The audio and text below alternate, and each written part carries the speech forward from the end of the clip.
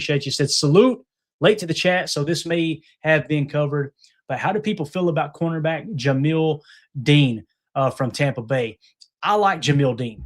I really do. I think that he would be a solid pick at the cornerback's position. The problem is the cost, right? And let's take a quick look here. Hopefully my computer does not lock up too bad here. I'm going to go to Spot Track real quick. I'm not going to put it on screen, but I will tell you what his market value is showing right now because it's changed. A lot of things have shifted. And again, I'm not saying that Spot Track has the more accurate number here. This is just one source we have. They're currently showing him at $12.5 million AAV. So the question becomes, R. Smith, yes, he's a good football player. Is it worth $12.5 million? I think he is. Now, the problem is I think that number is probably going to get pushed up because some people think that Jamel Dean is the best cornerback in all of free agency, right? So it depends on how you see that, right? Like where do you see him ranked at in the free agency rankings? So if we were to take a look, actually, if we just go to free agency rankings over on PFF, why don't we pull that up on the screen real quick? And let's see what PFF thinks about this. This would be a good little study, a good little deep dive, if you will. So we're going to go to the free agent list here over on PFF. Let's sort it by cornerback. Jamel Dean's at the top of the list. They say he's the 5th ranked free agent in this year's cycle. Okay, now let's look at the PFF grades. Is he getting better? 74 in 2023, 75 in 2024, 80.6 in 2025. So he's continuing to ascend. The problem is he's 29 years old. So maybe his age will hold his market value down a little bit. They're showing here projected market value, and I believe their projected market value actually comes from over the cap. So again, Spot Track saying 12.5 per. They're saying Jamel Dean 2 years, $13.5 million with $14 million guaranteed. Yeah, sign me up for that. That's a 2-year deal. That's really a one. You sold me, R. Smith. If you can get him at 2 years, $13.5 million with $14 million guaranteed, it essentially turns into a 1 year, $14 million fully guaranteed contract. And then the club has an option of the second year. I'd be on board with that. If that holds true, I just don't know if it will, right? If his market gets to 16 million, 18 million, all right, now we're pricing ourselves out, right? So Jaylen Watson, it looks like, is actually carrying more value at the moment. 3 years, 15 million per is what they're showing, 30 million guaranteed there. So it's funny, man. You get closer to the free agency, these were flipped. You know, before it was like Jamel Dean was carrying more value than Jaylen Watson. And that's why Jaylen Watson was a little more appealing to me than Jamel Dean. But looking at these numbers with Jaylen Watson being 27 years old, yeah, that's great. But 30 million guaranteed. Essentially, it's a 3-year deal that's really a 2 with 30 million guaranteed if you go with the market value that PFF's showing here, right? So that can be a little bit tricky for me. I think if those scenarios played out based off what we have here, and I had to choose between Jamel Dean at 2 years, 13.5, or Jaylen Watson 3 years, 15 million per, I'm probably going Jamel Dean. So I'm with you, R. Smith. That's interesting. And again, these numbers may get flipped upside down. Their market may go in the tank and we can get them for 8 million, right? I doubt that. But as we get closer to free agency, that will shake out and we'll understand a little bit more about it. Now, I see some people, they like Riq Woolen, right? I'm trying to think. Somebody in the chat earlier, I don't want to misquote here, but someone said they liked Woolen in here. I just want to give credit here. And thank you for the super chat, R. We appreciate you so much. Gosh, who was it? I'm trying to remember. All right, I lost it. Anyway, somebody in the chat said they like Riq Woolen, but Clayton doesn't. Okay, let me explain why. And again, not that he can't go out there and turn it around completely, right? If you go watch the Super Bowl, and I know they won the Super Bowl, I got you. Riq Woolen is a very, very, very mouthy corner. Okay. And to me, he is a above average cornerback, maybe good. You're willing to overpay for great. You're never willing to overpay for good, right? So let's say he's good at his position and he warrants 3 years, 15 million per, 30 million guaranteed. Look at the PFF grades. And again, I'm not saying PFF's everything, but it's another measuring stick we can use, right? Look at this. Riq Woolen, his PFF grades, 67, 67. Last year, he was 59, okay? Now, he's 26 years old. He's going to be turning 27. So him and Jaylen Watson are very similar in age. Their market value is essentially the same. Which would you rather have? Would you rather have Jaylen Watson, 68, 69, 74, or Riq Woolen, I'm sorry, 67, 67, 59? For me, it's not even close. Give me Jaylen Watson, especially when you take the attitude situation that happened. He was running that mouth in the Super Bowl, then he ends up getting cooked for a touchdown. I was just like, man, I've seen that before. No names mentioned, right? So there you go, Holmes. There you go, Holmes. Appreciate it, buddy. Want to give credit where credit's due. He said it was me or Chris Clay. Got it. So that's why I'm not as big on Riq Woolen. Okay. Now, if we were to cross check and try to pull it up over on NFL Pro, I won't put it on screen. I'll see if the site doesn't lag too much. I'd like to see what his passer rating when targeted was, because sometimes you could look at the PFF grades and get a little bit skewed, right? So let's try to play devil's advocate and see if we could figure out maybe he had a little bit better production in terms of passer rating when targeted. All right, let's do that. We'll go qualified defenders only. We go passer rating allowed. Now, this is going to include all DBs, all right? So keep that in mind. But when we go down, let's look for the Seattle logo. Where are you at, Riq Woolen? His teammate Kobe Bryant, I think he might be a safety. He's on this list, okay? Actually, let's just do this. Let's just sort it, make it quicker. I'm going to sort by Seahawks, and let's see how he fared out here with his teammates. All right. So Riq Woolen ended up with a 75.1 passer rating when targeted. Okay. 75.1. He had the fourth best passer rating when targeted of all DBs on his team. Now, typically safeties are higher, but I think there's at least one cornerback that had a higher one. So that's a 75.1.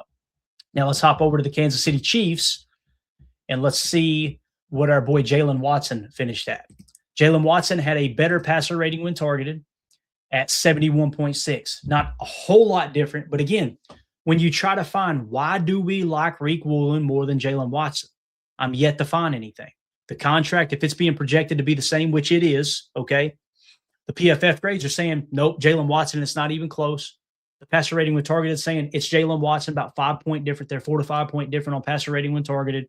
There's just nothing that makes me want to go get Riq Woolen. Now, since Jamel Dean and his value is down a little bit right now, according to the market value projection, let's see where he shakes out. Maybe he had a bad year and we didn't know it. No, listen to this, guys. Yeah, this is not even close. Holy cow.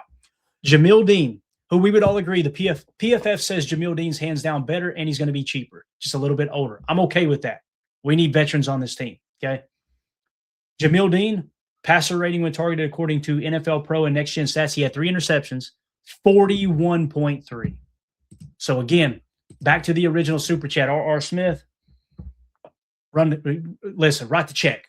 I about said run the card. This ain't the draft. Write the check, man. Give me Jamel Dean over these other two cats. And I'm not saying they would be bad sign. I kind of feel like Riq is a bad signing, personally. We'll see. Maybe I'll be proven wrong. He'll sign somewhere and he'll be a stud. But that's a guy that out of these three, I would rank them now. Jamel Dean 1, Jaylen Watson 2, Riq Woolen 3 is how I would rank those. Now, there's other guys that I like on this list better. Let me show you. Asante Samuel Jr., right? He had to deal with injuries, okay? So before he got hurt, 73.9 on 1,100 snaps. He was the 28th highest graded cornerback in the league. He has the injury, steps away from football, comes back in 2024, only 234 snaps, 59.3. Last year, he graded out a 70.1, so he's returning back to form, right? The problem with that is he only played 249 snaps. So it's like you're taking a little bit of a risk. Now, look at his market value, though, guys. 1 year, $3.5 million. Again, if you can get Trayvon Diggs at $4 million and Asante Samuel Jr.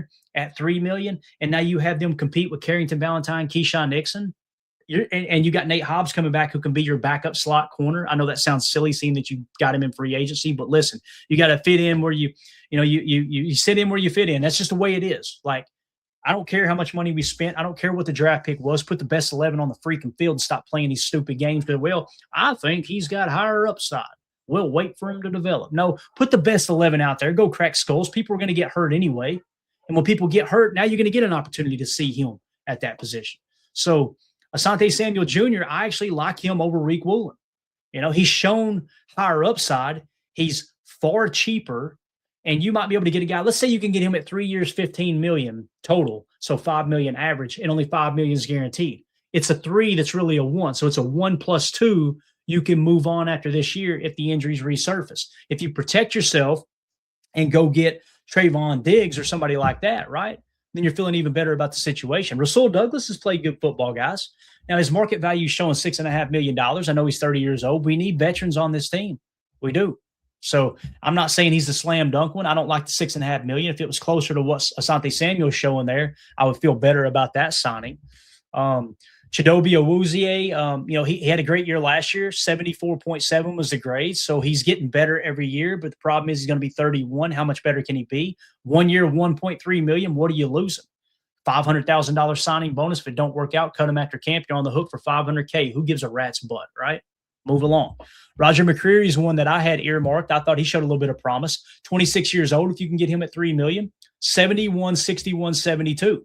2 of the last 3 years, he's grading out in the 70s. He would hands down be our number 1 corner if we signed him. The snap count's a little low, 900, 600, 400, but still, you get the point. This is the one I don't understand as much. People were saying Deshaun Wright might get $10 to $12 million per. Now it's down to $7 million. That's more reasonable. I think he had a lot of interceptions, if I remember correctly. I could be wrong there. But his grade, 60. He didn't play in 2024, and then a 65 in 2025. There's just not enough there for me to justify paying over $5 million for him. There's my boy Montaric Brown. I told you I liked him, right? 26 years old, still ascending, 51, 62, 72 last year on damn near 800 snaps. 1 year, $4.5 million. I don't like the 1 year, 4.5. Give me 3 years, $12 million, and guarantee $5 million. It's a 1 plus 2. It's a 3-year deal that's really a 1. You can get out of it if it don't work out. If it does, you got him under contract for pennies on the dollars. So again, Montaric Brown. Trayvon Diggs is kind of the outlier, right? 1 year, $2 million is what they're showing. I think you'll get more than that, but regardless, you got a guy who's been a former All-Pro. He's an athletic freak. He looked good in the game that we seen him in with the Packers. He's 28 years old. What about a 1 year, $5 million deal for Trayvon Diggs? What about a 3 year, $15 million deal, $5 million per for Montaric Brown?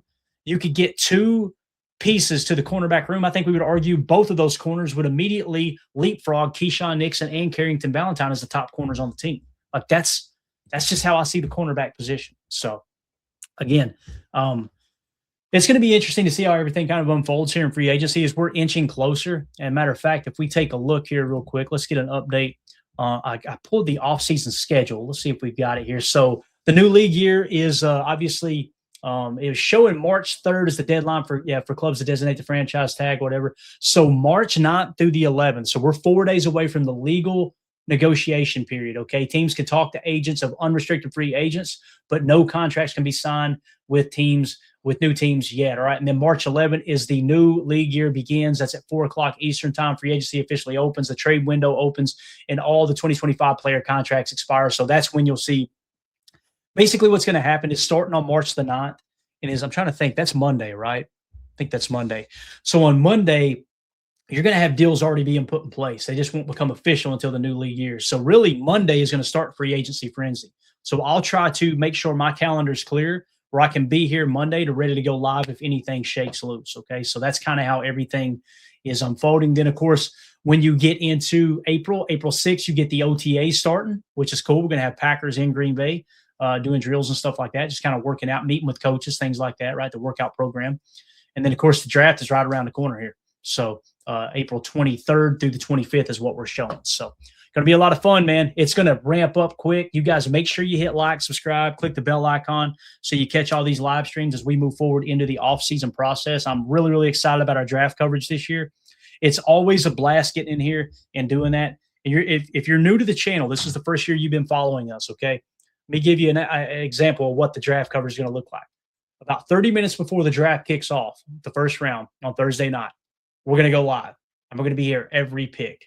Day or night 2, day 2, whatever you want to call it, the second and third round, same thing. About 15, 20 minutes before the thing gets kicked off, we're going to go live. We will bring you in real time every single pick. Now you're probably going, okay, you can do it first 3 rounds. No, the entire draft, the 5th or the 4th through the 7th, the same exact thing. We will be live for every single pick. It's going to be the most unprofessional draft coverage you've ever seen in your life. We're going to have our board on the screen, our horizontal board. We're going to be updating it. Our vertical board showing you the best prospects available as we approach each pick. If there's trades, we'll bring you that information in real time, all of that. We're going to be slamming pizza. We're going to be, I think the plan is for Emilio to be in studio with me again. So he'll be right here in studio. We'll have Tim join us. We'll probably have Jacob joining us, obviously at a distance.